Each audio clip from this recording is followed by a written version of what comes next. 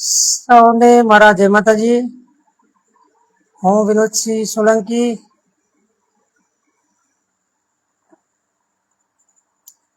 આજ રોજ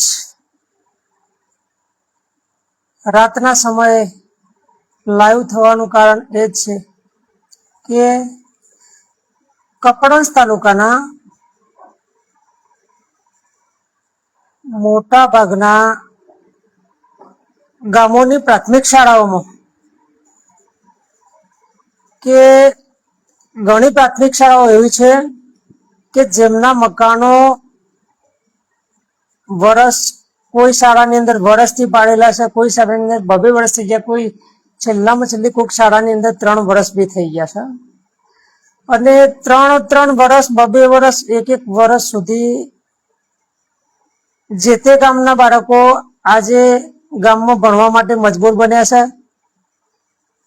ગામમાં ભણી રહ્યા છે. કારણ કે વર્ગો છે ને સ્કૂલો પાડી નાખી છે, જેથી કરીને સ્કૂલો પાડેલી છે એટલે બાળકોને ભણાવવા ગયા. અત્યારે હાલમાં જે ગામોમાં આ પ્રશ્ન છે તે ગામની અંદર પરિસ્થિતિ હાલ એવી આવી છે કે 2 પાલી ચાલે છે. જ્યાં શાળાના ઓરડા પાડ્યા ત્યાં સવારમાં પાલી ચાલે છે અને સવાર પછી બપોરની બી ચાલે છે. કારણ કે વર્ગો નથી, વર્ગો વગર બાળકોને ભણાવવા ગયા. ચલો કદાચ શિયાળો ઉનાળો હોય તો બહાર પણ ભણાવી લઈએ તો ચાલશે, વાંધો નહીં આવે. પણ અત્યારે હાલ ચોમાસાનો દિવસ હોય અને ચોમાસાના દિવસની અંદર ખરેખર ચોમાસામાં બાળકોને ભણાવવા એટલે કોઈક ગામ તો એવા છે કે ખેતરમાં બાવળિયા નીચે ભણાવવા માટે બેસે છે. બાવળ નીચે બાળકો લઈને બેસતા હોય ખેતરની અંદર. ત્યાં અત્યારે ઝેરી જાનવર, વીછી હોય કે કોઈ પણ ઝેરી જાનવર હોય એ બાળકોને ડંખી જાય તો બાળકોની જવાબદારી કોની? વાત લઈએ ગૌવાની કે ગૌવા ગામ જે છે ત્યાં આગળ 1 થી 8 ધોરણ છે. છેલ્લા 3 વર્ષથી વર્ગો પાડી નાખેલ છે અને 3 વર્ષથી બાળકો ગામમાં ભણવા માટે મજબૂર બન્યા છે. એવી જ રીતે બીજું ગામ લઈ લઈએ આપણે, સુલતાનપુરનું મોતપુરા ગામ.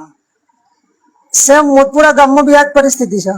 હજુ સુધી એ મકાન, એ શાળાનું મકાન હજુ સુધી ટેન્ડર પ્રક્રિયામાં પણ નથી આવી પણ માહિતી મારા સુધી પહોંચી છે. એટલે આજ રોજ લાઈવ થવાનું કારણ એ છે કે ખરેખર 1 થી 8 ધોરણ હોય એટલે પાયો કહેવાય અને ગામડાનું પાયાનું શિક્ષણ કહેવાય.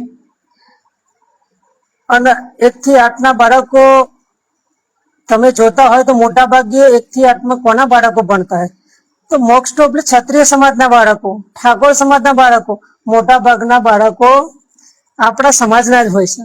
જેથી મારા સમાજના આગેવાનો, સમાજના અગ્રણીઓ, સમાજમાં રહેલા નેતાઓ અને સમાજમાં રહેલા અધિકારીઓ ને મારો આ મેસેજ સોશિયલ મીડિયા દ્વારા, મારો કહેવાનો અર્થ એ જ છે કે સોશિયલ મીડિયા દ્વારા સુધી આ મેસેજ ત્યાં સુધી પહોંચાડજો કે આની અંદર જે લાગતા વળગતા અધિકારીઓ હોય,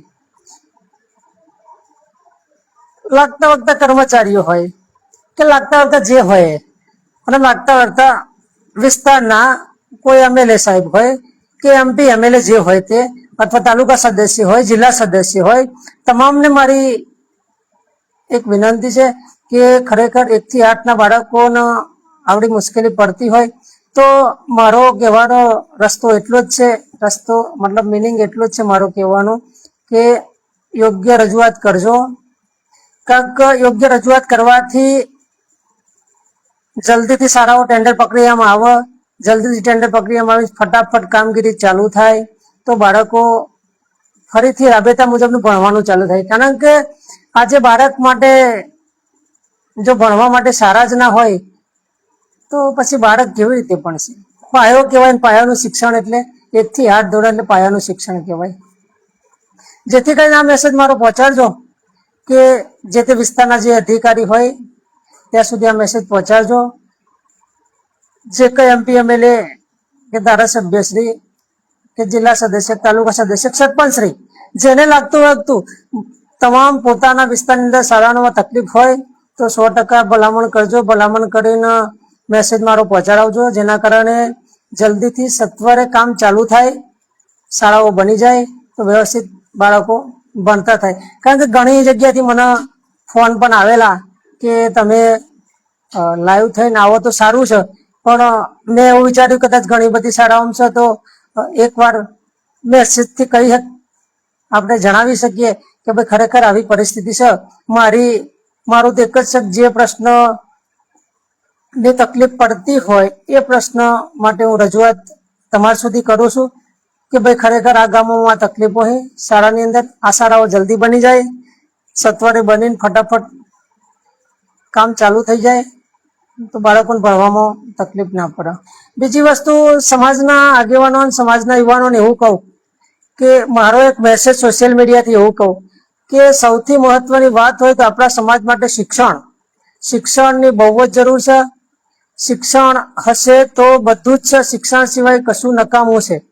કારણ કે આપણા સમાજની અંદર શિક્ષણ ઓછું થતું ગયું છે, બીજા બધા મેળાવડાઓ વધી ગયા છે, જેના કારણે સોશિયલ મીડિયા પર મારો કહેવાનો વસ્તુ એ છે કે ભાઈ બને ત્યાં સુધી શિક્ષણનું કરાવજો. અને મારા તમામ ગામના વાલીઓને એક વિનંતી છે કે પોતાના ગામની શાળા હોય, પોતાના ગામની સ્કૂલ હોય તો તમે જજો કે ભાઈ તમારું બાળક સ્કૂલમાં જાય છે તો એને વ્યવસ્થિત શિક્ષણ મળે છે, એમને વ્યવસ્થિત જમવાનું મળે છે, એમને વ્યવસ્થિત જે સરકારી લાભો આવતા બધા મળી રહ્યા છે. તમારા બાળકને કોઈ સ્કૂલમાં તકલીફ નથી, આવી પણ જોડે જોડે જરૂરથી તપાસ કરજો. કારણ કે એકવાર તમે શાળામાં જશો તો શિક્ષણને કોણ પણ ખબર પડશે કે ભાઈ ખરેખર વાલી આવતા થયા છે એવું વિચારશે, જેના કારણે આપણું શિક્ષણનું સ્તર વધી શકે. અને બને ત્યાં સુધી વાતાવરણ ગામનું સારું રહે. શિક્ષકને સાથ સહકાર આપજો. અને મારો મેસેજ કોઈ જગ્યાએ એવી બી તકલીફ પડતી હોય કે ભાઈ ખરેખર શિક્ષકો અનિયમિત આવતા હોય, કપડવંજ તાલુકાના કોઈ પણ શાળાની અંદર અનિયમિત શિક્ષક આવતા હોય, નિયમિત ના આવતા હોય, શિક્ષણમાં બરાબર અભ્યાસમાં ધ્યાન ના આપતા હોય અને બેસી રહેતા હોય, મસ્ત મોજ મસ્તી કરતા હોય તો પણ મારા સુધી મેસેજ પહોંચાડજો. હું ચોક્કસથી એ સ્કૂલની મુલાકાત લઈશ, મારાથી બનતો પ્રયત્ન 100% કરીશ. કારણ કે મારો તો એક જ દેશ છે ભાઈ, આપણો સમાજની અંદર શિક્ષણ બહુ ઓછું છે.